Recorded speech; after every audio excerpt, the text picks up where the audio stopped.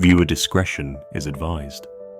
On a quiet afternoon in October 2023, the streets of Enfield, London, bore witness to a tragedy that left a family grieving, a community shaken, and a police force answering difficult questions. This is the story of a young man, Cristopher De Carvalho Guedes, whose life was cut short, and the officer who admitted his role in the events that unfolded. On the afternoon of the 12th of October 2023, 26-year-old Cristopher Guedes was riding his moped through the streets of Enfield. At the same time, PC Ian Brotherton, a serving officer with the North Area Command Unit, was responding to an emergency call. Driving a marked police van with blue lights flashing and sirens blaring, he approached the junction of Southbury Road and Baird Road. Tragically, as PC Brotherton navigated the junction, his van collided with Cristopher's moped. Witnesses described the scene as chaotic and harrowing. Despite immediate efforts by officers to provide first aid, Cristopher was rushed to the hospital, where he sadly succumbed to his injuries.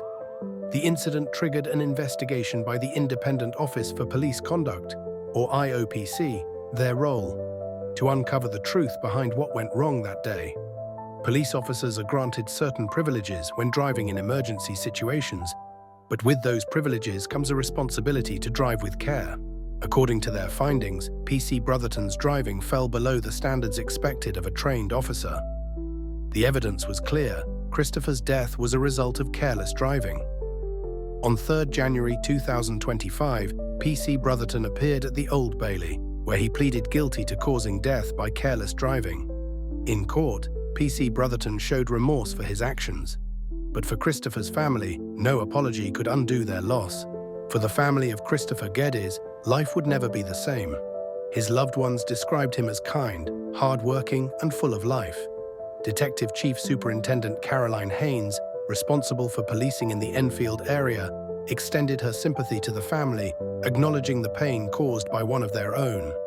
But sympathy alone cannot replace what was taken from them. As Cristopher's family grapples with their grief, the community has also been left to reflect on how such tragedies can be prevented. Police drivers are trained to the highest standards. They operate under strict guidelines, even in emergencies. Yet, as this case demonstrates, no one is above accountability.